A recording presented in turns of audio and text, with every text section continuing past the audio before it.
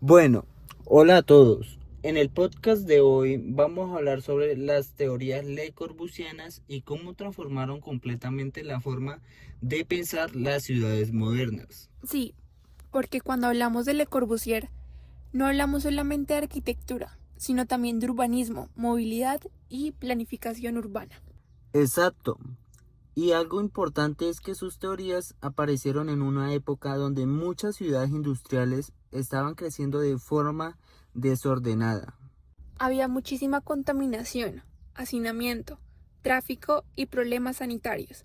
Entonces, Le Corbusier veía la ciudad tradicional como un espacio caótico que ya no respondía a las necesidades de la modernidad.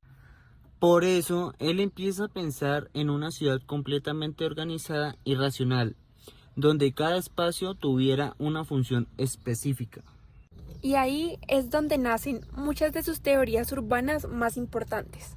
Una de las teorías principales de Le Corbusier fue la ciudad funcional. Sí, básicamente él decía que la ciudad debía dividirse según las actividades humanas. O sea, para él no todo podía mezclarse dentro del mismo espacio urbano. Exacto. Entonces organizó la ciudad en cuatro funciones principales: habitar, trabajar, recrearse y circular. Por ejemplo, las zonas residenciales debían separarse de las industriales porque las fábricas generaban contaminación y ruido. También las áreas comerciales y administrativas debían tener espacios específicos para evitar el desorden urbano. Y esta idea dio origen a algo que todavía vemos muchísimo hoy en día, la zonificación urbana. Sí, literalmente, muchas ciudades actuales siguen separando zonas residenciales, comerciales e industriales gracias a estas teorías modernas. Aunque también hay algo interesante, y es que en su momento esto se veía como una solución súper innovadora. Porque las ciudades industriales estaban creciendo demasiado rápido y casi sin planificación.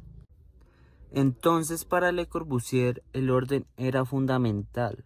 Sí, él pensaba que si cada actividad tenía su lugar, la ciudad funcionaría de una manera más eficiente y saludable. Pero después aparecieron críticas. Claro, porque separar demasiado las funciones urbanas hizo que algunas zonas perdieran vida social.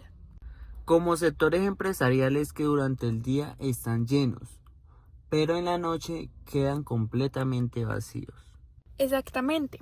Por eso, hoy muchas ciudades buscan mezclar usos y crear espacios más dinámicos, Otra de sus propuestas más importantes fue la Ville Radius o Ciudad Radiante. la cual prácticamente era su modelo de ciudad ideal.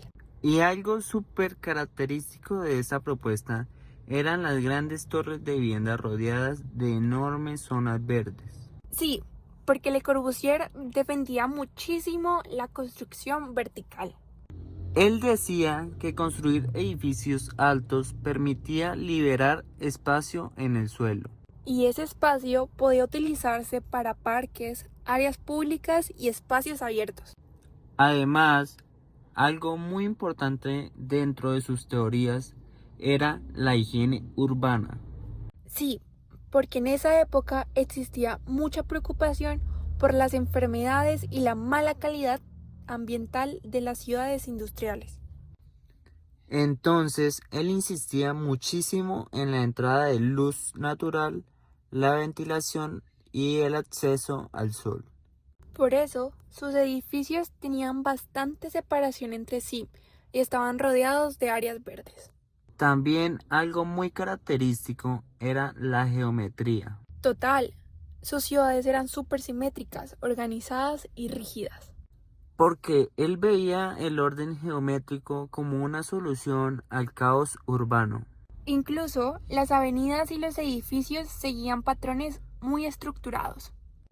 Aunque personalmente siento que esas ciudades podían verse un poco frías. Sí, como demasiado perfectas y controladas. Exacto, como si la ciudad estuviera diseñada más para funcionar que para sentirse humana. Y justamente Esa fue una de las principales críticas que recibieron sus teorías. Otra teoría súper importante de Le Corbusier tenía que ver con la movilidad. Sí, porque él creía que el automóvil sería el centro de la ciudad moderna. Entonces comenzó a diseñar ciudades con avenidas amplias y sistemas de circulación rápida. Incluso separaba completamente la circulación peatonal de la vehicular. Porque para él la velocidad y el flujo eran esenciales en una ciudad eficiente. Y eso tuvo muchísimo impacto en el urbanismo del siglo XX. De hecho, muchas ciudades modernas todavía tienen esa estructura basada en grandes vías y prioridad para los carros. Aunque hoy en día eso también se cuestiona muchísimo. Sí, porque muchas ciudades terminaron dependiendo demasiado del automóvil. Y eso generó problemas como tráfico, contaminación y pérdida de espacio público para los peatones. Por eso actualmente se habla mucho más de las ciudades caminables, sostenibles y pensadas para las personas.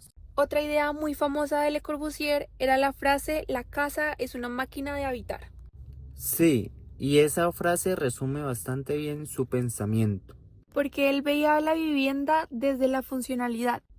O sea, para él una casa debía responder eficientemente a las necesidades humanas. Entonces priorizaba espacios prácticos, organizados y modernos. Y dejaba un poco de lado la ornamentación tradicional. Además, también defendía muchísimo la estandarización. Proponía viviendas modulares y repetitivas que pudieran construirse rápidamente. Eso estaba relacionado con el crecimiento acelerado de las ciudades y la necesidad de vivienda masiva. Y esas ideas influyeron muchísimo en los conjuntos de vivienda colectiva modernos. Para concluir, las teorías lecorbusianas buscaban crear ciudades modernas, organizadas y funcionales. Ideas como la ciudad funcional, la zonificación, la ciudad radiante y la movilidad moderna marcaron completamente el urbanismo del siglo XX. Aunque muchas de sus propuestas hoy son cuestionadas, siguen siendo fundamentales para entender cómo evolucionaron las ciudades contemporáneas. Y también para analizar cómo el urbanismo moderno transformó la relación entre las personas y la ciudad. Gracias por escucharnos, hasta la próxima.